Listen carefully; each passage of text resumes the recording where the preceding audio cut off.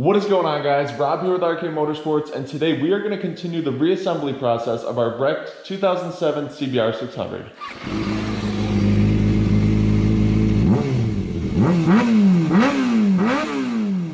So as this bike sits right now, it looks fairly complete, but there are a lot of little things that we still need to do to this bike. For instance, we still have to do the fork seals. We have the leaky forks that I have to replace those seals and fork oil in the forks.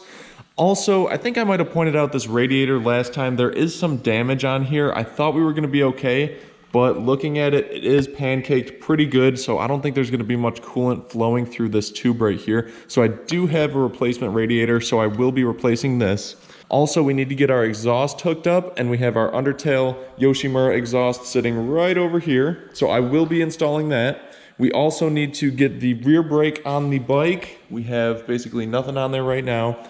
And I need to install the chain and do an oil and filter change on the bike because this has got some dark black oil. God knows how long that stuff has been in there for. And when I get the new radiator on, I'm gonna do a flush of the entire system and put some new fluid in there. So let's move forward with this process. Let's start getting some stuff on this bike. So I've got the bike up on the lift right now. Here's a little closer look at this leaky fork seal. You just see all this dirt and grime that's kind of collected just from that oil leaking out of that fork seal. Now the other side doesn't look like it's really leaking at all, but you know, when the forks go bad, at least one side, you know the other side's probably close behind, so it's recommended to do both fork seals at the same time. So I'm gonna take these forks off and start disassembling these forks and rebuilding them with fresh seals and fresh oil.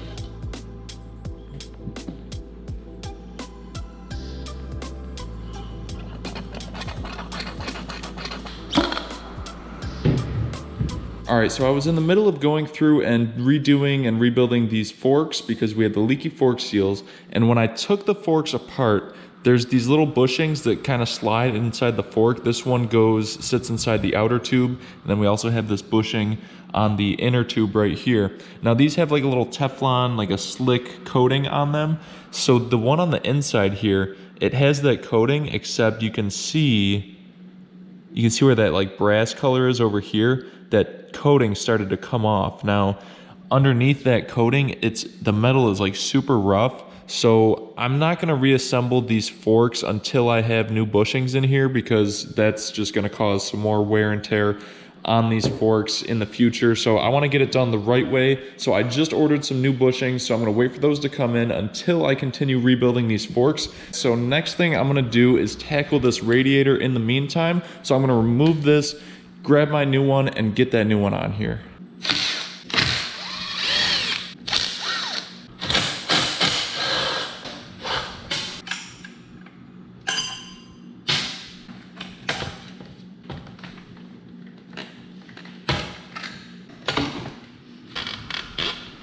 So we've got that old radiator off. This is the side that was all squished in right here. You can see it's pretty much flat right there. So that wasn't gonna allow very good flow for the coolant.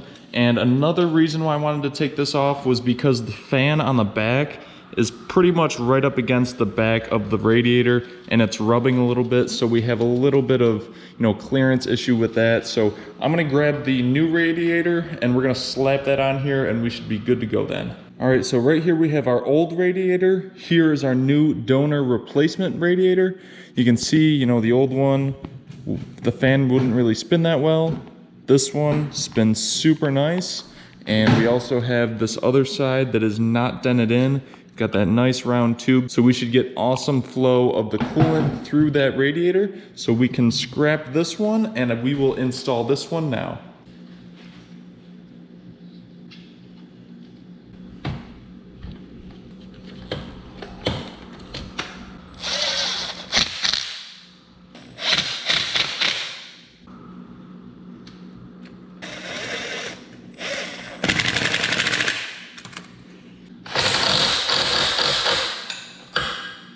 All right, so we've got the new radiator on, everything is hooked up, we've got it all mounted into place. Now I can't continue the flush and fill with the new coolant until the bike is fully assembled and I get the motor running, so we will hold off on that for now. In the meantime, I've got my exhaust for this bike over here. It's super dusty, so we are gonna take some cleaning products, clean this up.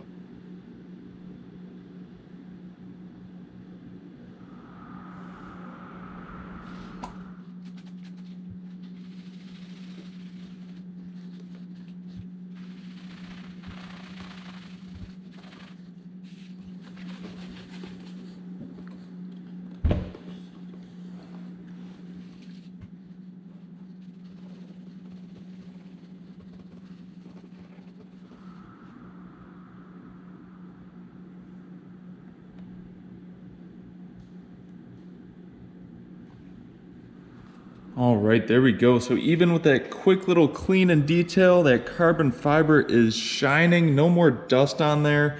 This thing is looking like brand new. So thank you again to that Gunk Engine Shine. Again, I will leave a link in the description if you guys want to purchase some of this. I use this stuff for everything. And also the link, if you guys purchase it through that link, I will get a slight commission off of any purchase of this product through that link. And that'll help out the channel with no additional cost to you guys. So now let's move forward with getting this nice clean exhaust back on the bike.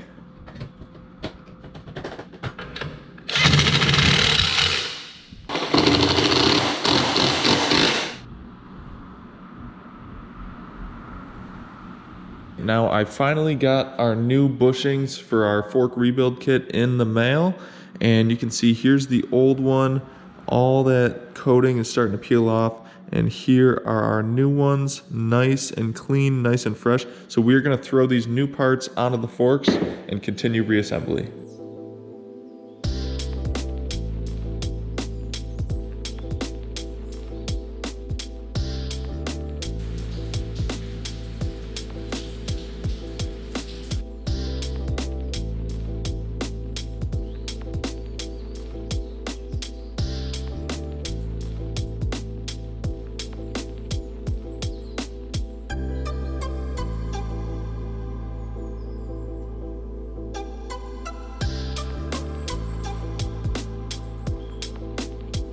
Okay, so this fork is all done. We've got our new seals, our new fresh oil in here also, and this one is ready to go back on the bike. Next, I'm gonna redo the other one. I'm gonna do that off camera. It's just the same process as I did this one, and then we are gonna go and install that. So with the magic of the internet, we are going to start installing these right now. And just like that, we have both of our forks done.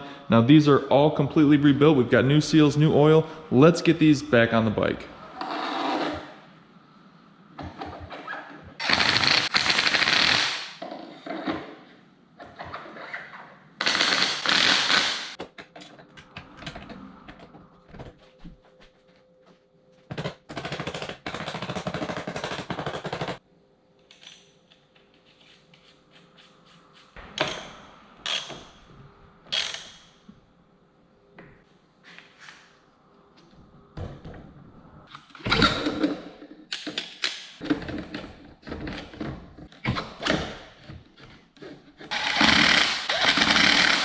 So we have the front forks on now, we've got the handlebar on this side also. Now I did notice that the brake reservoir does have a little crack. There's a little crack right at the base there where there was some fluid leaking out. So I do have a replacement brake fluid reservoir that we are gonna install.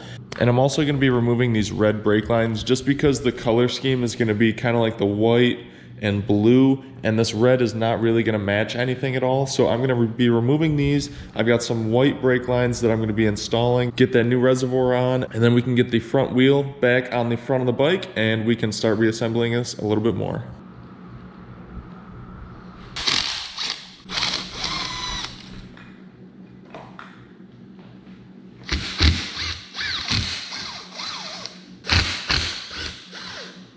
So we're gonna get rid of these red lines, and these are actually more of just a regular stainless steel braided brake lines, not necessarily a white, but these are gonna look a lot better than the red that was on the bike. We've got our little banjo bolts. Now these are little copper washers. Now these, you're gonna need these to create a nice seal between the surfaces for the brake lines. Now the reason we're using the copper washers is because when these get tightened down, it's kind of malleable, so it's going to kind of conform to the surfaces of the brake lines, and it's going to create a nice tight seal for us.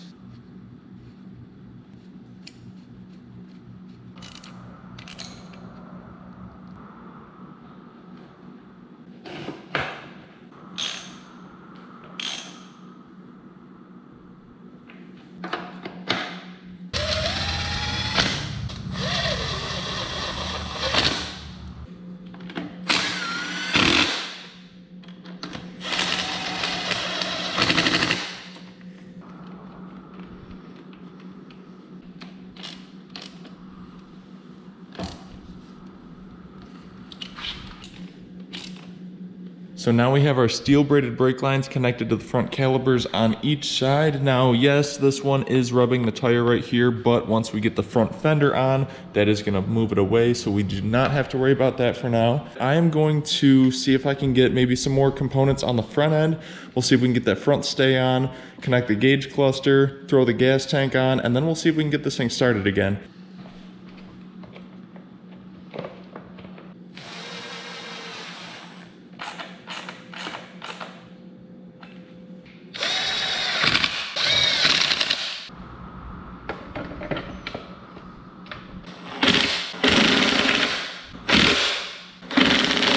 Now right here, this is our tip over sensor on the Honda CBRs. These are usually mounted up towards the front of the bike near the gauge cluster.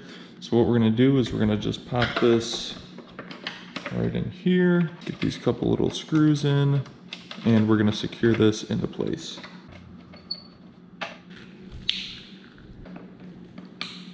So I have the gauge cluster installed in the front now. We have all of the electrical connections wired up to that gauge. Now, if you guys remember in the past, I have done some gauge modification videos where I can change the color from this kind of orangish amber color to basically any color that I want.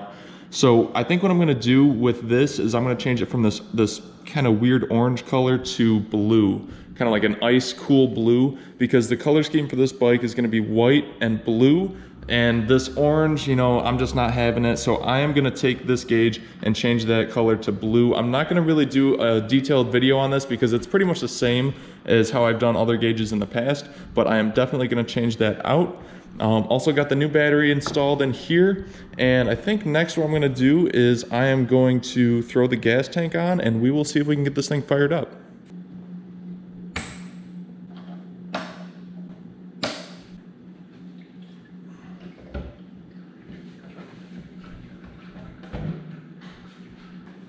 All right, so I have the new tank installed. I've got the new battery in. Let's see if we can prime this thing a few times and get this thing to fire up. Just so I can make sure that there's fuel in all of the lines, just because it's been probably about 6 months since this thing has ran. Honestly, probably more than that. So I primed it a few times, so let's see if this thing fires up.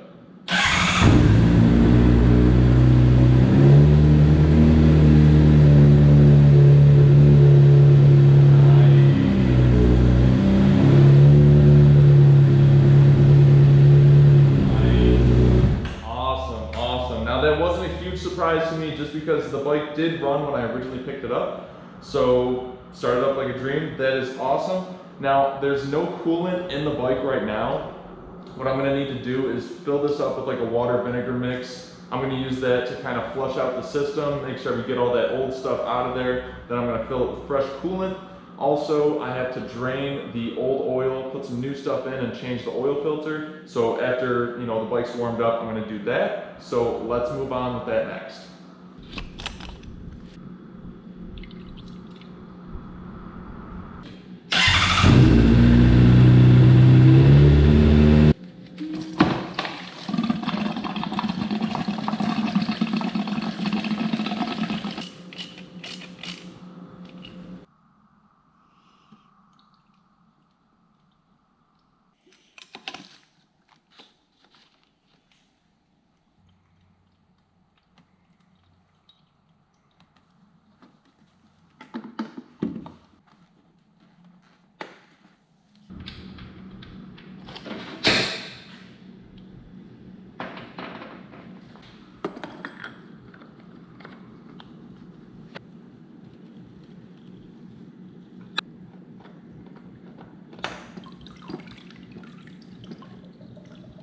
Now that we have our old oil filter off, we're just gonna clean this surface, make sure there's no debris. We get a nice good seal with that new filter.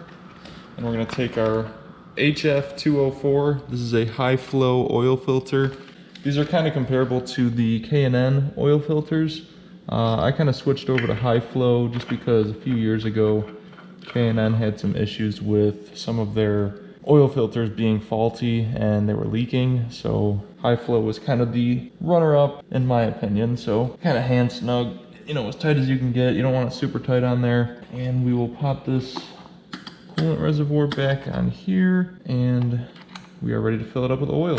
Now I do have the drain plug installed already. I got a new crush washer on there, so we are all set. We won't have any leaks. So I'm gonna use my Mobil 1 Racing 4T 10W40 oil and we're gonna fill this bad girl up.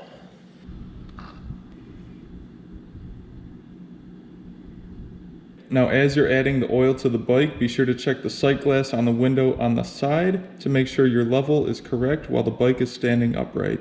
What I'm gonna do now is I'm gonna run the bike for about 30 seconds and that's gonna fill the new oil filter with oil and that's gonna drop that overall level on the sight glass a little bit. So once we fill that oil filter, we're gonna wanna top that off to that top line again, then we will be all set.